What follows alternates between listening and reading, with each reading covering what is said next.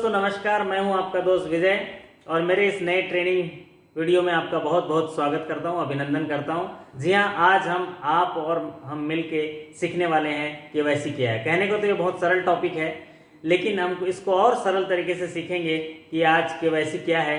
मुझे पक्का यकीन है कि आप सब प्रमोशन एग्जाम में भाग ले रहे होंगे और तैयारी भी कर रहे होंगे।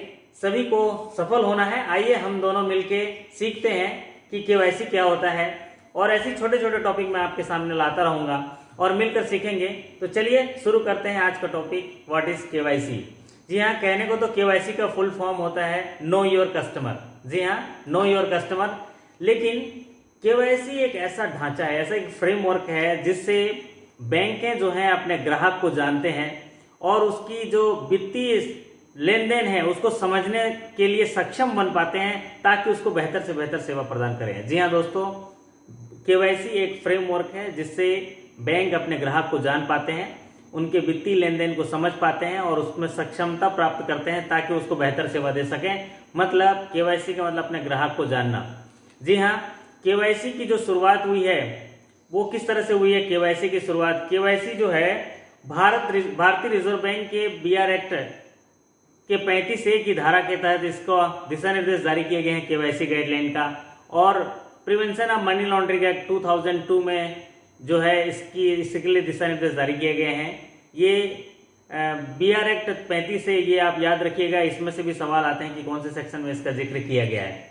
जी हाँ, केवाईसी का जो रिकमेंडेशन है, किसकी सिफारिश है, ये FATF बोलते हैं, फाइनेंशियल एक्शन टास्क फोर्स के रिकमेंडेशन से हुआ है और prevention of money laundering act के रिकमेंडेशन से केवाईसी का जो दिशा निर्देश भारतीय रिजर्व बैंक द्वारा जारी किया गया है। केवाईसी एक्चुअल में इसका उद्देश्य क्या है। जी हाँ, केवाईसी का उद्देश्य, सबसे पहला जो महत्वपूर्ण उद्देश्य है केवाईसी का, वो है एंटी मनी लॉन्ड्रिंग। जी हाँ, एंटी मनी लॉन्ड्रिंग, जो बेनामी खातों पर रोक लगाई जाती है, जो काला धन पर रोक लगाई जाती है, सबसे मुख्य उद्देश्य ये है। और जो दूसरा उद्देश्य है कॉम्बैटिंग फाइनेंस ऑफ टेररिज्म। जी हाँ, आतंकी वित्त पोषण पर रोकथाम, ये दूसरा ऑब्जेक्टिव है। और तीसरा ऑब्जेक्टिव है ग्राहक को पहचानना। बैंक अपने ग्राहक को कैसे पहचानेंगे, आइडेंटिफिकेशन ऑफ बॉरोवर। और अगला जो उसका उद्देश्य है कि भविष्य में होने वाली जोखिम से कैसे बचा जाए। ये 4 उद्देश्य है दोस्तों। जी हाँ, anti money laundering, combating finance of terrorism, identification of customer and to avoid risk in future. जी हाँ, ये उनके उद्देश्य हैं। केवाईसी के कंपोनेंट जो हैं 4 हैं, जिसमें पहला है customer acceptance policy. Customer acceptance policy, जिसको ग्राहक स्वीकृति नीति है, जिसमें बैंक की कुछ जवाबदारी होती है, कस्टमर का कुछ जवाबदारी होता है, जिसमें हम लोग उनकी गोपनीयता बरकरार रखते हैं। फिर दूसरा चीज है आइडेंटिफिकेशन ऑफ कस्टमर, ग्राहकों की पहचान करना। ग्राहकों की पहचान कैसे होगी। फिर है रिस्क मैनेजमेंट, जिसको जोखिम प्रबंधन बोलते हैं। और फिर है लेन देन की निगरानी, मॉनिटरिंग ऑफ ट्रांजेक्शन। ये 4 घटक हैं दोस्तों। खाता खोलने के लिए किसी भी परिचयदाता की जरूरत नहीं है। जी हाँ, अगर ये सवाल सीधे सीधे आ सकता है कि खाता खोलने के लिए इंट्रोडक्शन की कोई जरूरत नहीं है, याद रखना, बिना इंट्रोडक्शन के भी खाता खुल जाता है। जी हाँ, अगली बात है कि इनकम टैक्स के अधिनियम 114B के अनुसार खाता खोलने के लिए पैन नंबर अनिवार्य है।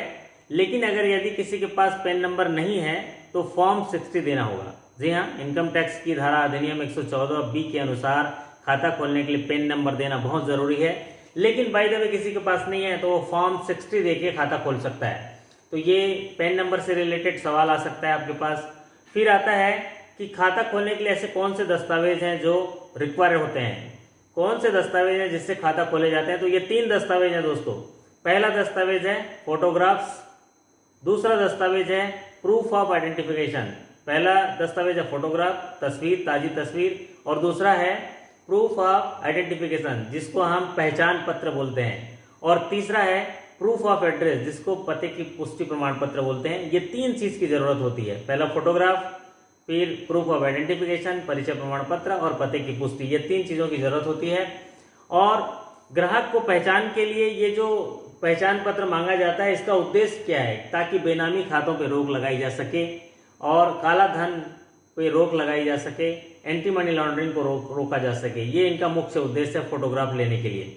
जी हाँ, कुछ वैलिड डॉक्यूमेंट हैं जो प्रूफ ऑफ आइडेंटिफिकेशन को दिखाती हैं, जैसे PAN card, passport, driving licence, voter ID और आधार कार्ड, मनरेगा कार्ड। ये जरूरी डॉक्यूमेंट्स हैं जिससे उनका प्रूफ ऑफ आइडेंटिफिकेशन होता है। इसमें आपको PAN card, passport, driving licence, voter ID, Aadhaar card और मनरेगा कार्ड।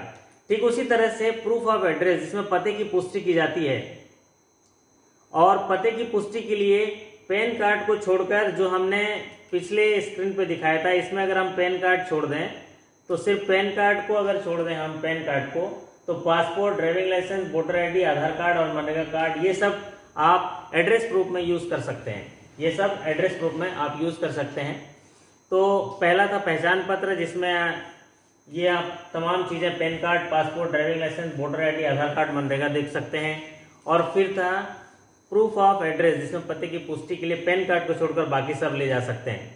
साथ ही साथ कुछ एडिशनल प्रूफ ऑफ एड्रेस है। एडिशनल प्रूफ ऑफ एड्रेस है, कुछ पते की पुष्टि के लिए कुछ एडिशनल दस्तावेज हम यूज कर सकते हैं, जैसे यूटिलिटी बिल्स होते हैं, जैसे टेलीफोन बिल, बिजली का बिल। ये लेकिन 2 महीने से ज़्यादा पुराना नहीं होना चाहिए। नगर पालिका की रसीद है, बैंक का खाता विवरणी है, फिर पेंशन भुगतान आदेश है। ये हम एडिशनल पते की पुष्टि के लिए लगा सकते हैं। ठीक उसी तरह अगर किसी व्यक्ति के पास आईडी और पते का प्रमाण पत्र नहीं है, वो तो छोटा खाता खोल सकता है, जिसको स्मॉल अकाउंट बोलते हैं। यदि किसी व्यक्ति के पास न ही पते की पुष्टि है, न ही पहचान पत्र है, तो भी वो खाता खोल सकता है, जिसको स्मॉल अकाउंट कहते हैं। उसको कहते हैं स्मॉल अकाउंट। और स्मॉल अकाउंट खोलने के लिए कुछ कंडीशन है। स्मॉल अकाउंट खोलने के लिए जो कंडीशन है, उनमें से क्या है, अकाउंट में मैक्सिमम बैलेंस 50,000 से ज़्यादा नहीं होगा। मैक्सिमम बैलेंस 50,000 होगा। साल भर में उस खाते में 1 लाख से ज़्यादा जमा नहीं कर सकते। महीने भर में उस खाते से 10,000 से ज़्यादा निकासी नहीं हो सकती। महीने भर में 4 से ज़्यादा बार उसमें निकासी नहीं की जा सकती। और विदेशी प्रेषण, जो फॉरेन रेमिटेंस, उसमें क्रेडिट नहीं किया जा सकता। जी हाँ, ऐसे खातों में आईडी और पते की पुष्टि जो है 12 महीने के अंदर जमा करना होगा।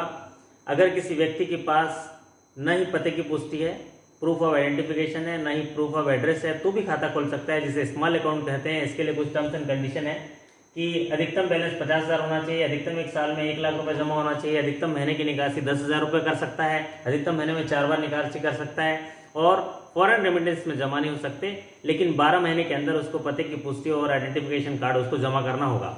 जी हाँ, आगे बढ़ते हैं कि फोटो आईडी और जो पते की पुष्टि है फिर से लेना पड़ता है, दोबारा लेना पड़ता है। किन खातों में लेना पड़ता है? अगर वो खाता हाई रिस्क कैटेगरी का है तो 2 साल में 1 बार लेना पड़ेगा। अगर वो खाता मीडियम रिस्क में है तो 8 साल में 1 बार लेना पड़ेगा। और अगर लो रिस्क में है, खाता वर्गीकृत है, तो उसको 10 साल में 1 बार फिर से photographs, photo of identity card, परिचय प्रमाण पत्र और पते की पुष्टि प्रमाण पत्र जमा करना होगा। इसको जोखिम प्रबंधन के तौर पे देखा जाता है और इसका जो वर्गीकरण हर 6-6 महीने में किया जाता है। जी हाँ, अगर देखा जाए तो हाई रिस्क में कौन कौन से खाते आते हैं, चलिए इसमें बात करते हैं। हाई रिस्क में जैसे एनआरआई खाते, पॉलिटिकल पर्सन के खाते, ट्रस्ट, सोसाइटी, एनजीओ, क्लब और ज्वेलरी, इनके खाते जो है हाई रिस्क में आते हैं। मीडियम रिस्क में पार्टनरशिप, प्रोप्राइटरशिप और लिमिटेड कंपनियां और साथ ही साथ एचयूएफ के खाते मीडियम रिस्क में आते हैं। और लो रिस्क में वेतनधारी, पेंशनर, स्मॉल खाते, basic saving bank deposit account और रेगुलेटरी बॉडी के जो अकाउंट हैं, स्टैट्यूटरी बॉडी के अकाउंट हैं, गवर्नमेंट के अकाउंट है, ये सब लो रिस्क में कैटेगराइज होते हैं। जी हाँ, इनमें से भी सवाल आपको आते हैं। इसके आगे अगर हम पते के बारे में बात करेंगे, अगर कोई व्यक्ति 2 जगह रहता है, एक जगह परमानेंट और दूसरी जगह रहता है, तो पते का केवल एक ही प्रमाण पत्र पर्याप्त है। अगर पते के वर्तमान जो पता रहता है उससे जो प्रमाण पत्र दे रहे हैं वो अलग है, तो केवल डिक्लेरेशन मात्र से उसका काम हो जाएगा। लेकिन अगर पते में स्थायी परिवर्तन कर रहा है, अगर वो परमानेंट चेंज कर रहा है, तो उसको 6 महीने के अंदर अपना सर्टिफिकेट जमा करना होगा, प्रूफ ऑफ एड्रेस जमा करना पड़ेगा। जी हाँ, आगे बढ़ते हैं। खाते के संचालन के लिए अधिकृत व्यक्तियों का, जो जितने लोग वहां पर अधिकृत हैं खाता का संचालन के लिए, उनका केवाईसी करना बहुत ही ज़रूरत है। लेकिन एसएचजी के खातों में केवल उन्हीं लोगों का हम केवाईसी करते हैं जो बियरर हैं, जो खाते का लेन देन करते हैं, अध्यक्ष सचिव करते हैं, तो उन्हीं लोगों का हम केवाईसी करते हैं। जी हाँ, अगर केवाईसी खाते में पूरा नहीं हुआ है तो प्रत्येक, अगर केवाईसी खाते में है तब तो बढ़िया चलेगा, जैसा हमने रिस्क मैनेजमेंट के आधार पर पढ़ा। लेकिन अगर केवाईसी खाते में अपडेट नहीं है तो प्रत्येक 3 महीने के अंदर में हम 2 नोटिस देंगे, और 2 नोटिस देने के बाद 6 महीने के बाद उसको पार्शियल फ्रीज कर देंगे। पार्शियल फ्रीज का मतलब हुआ है कि debit not allowed, only credit, no debit. और फिर उसके बाद 6 महीने के अंदर में अगर केवाईसी नहीं दिया, फिर 2 नोटिस के बाद केवाईसी नहीं दिया, तो कंप्लीटली फ्रीज कर देंगे, जिसको बोलते हैं नो डेबिट नो क्रेडिट, कोई लेन देन नहीं होगा खाते में।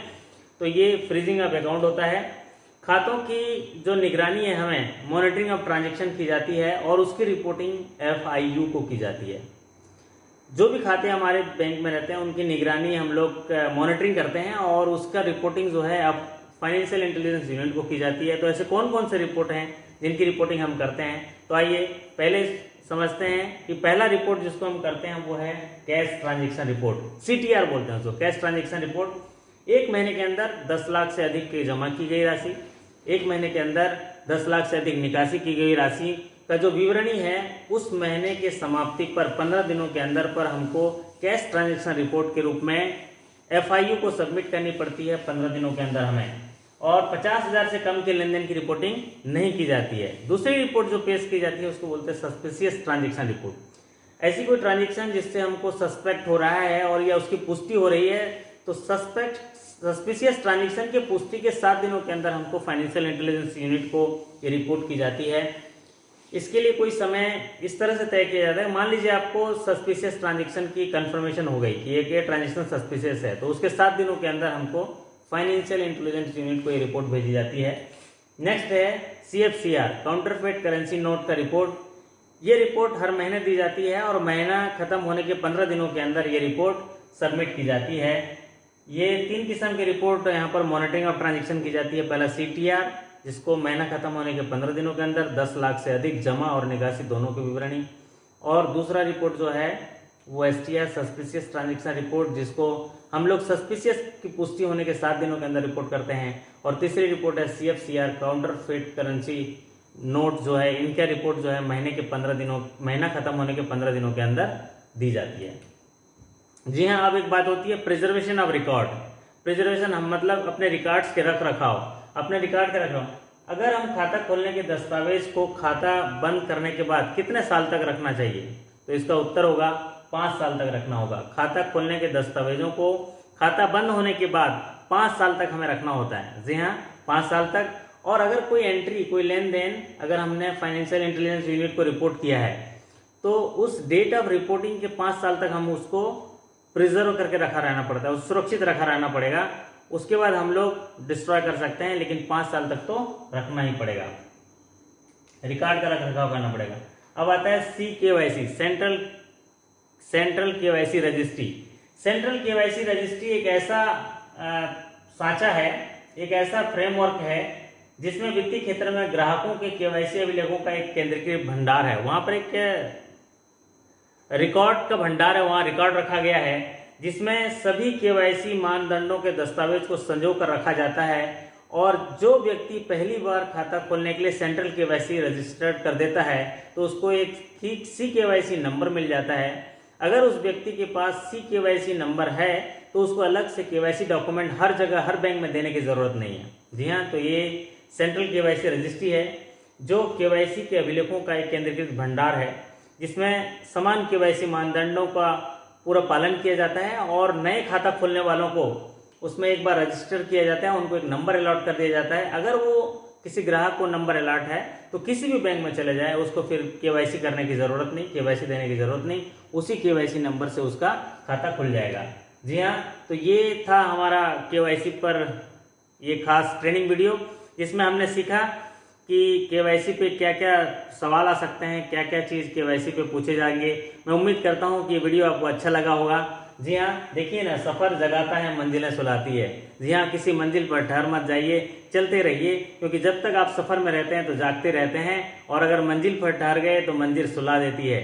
जी हाँ, आइए ऐसे ही फिर एक नए वीडियो के साथ फिर से आएंगे, ट्रेनिंग में सीखेंगे। ये मेरा ट्रेनिंग वीडियो आपको कैसा लगा ज़रूर बताइएगा, क्योंकि ये ट्रेनिंग वीडियो अगर आपको अच्छा लगा तो एक लाइक कर दीजिएगा और अपने दोस्तों को भी शेयर कर दीजिएगा, क्योंकि अगली बार जब हम मिलेंगे किसी नए टॉपिक पे तो कुछ सीखेंगे मिलकर।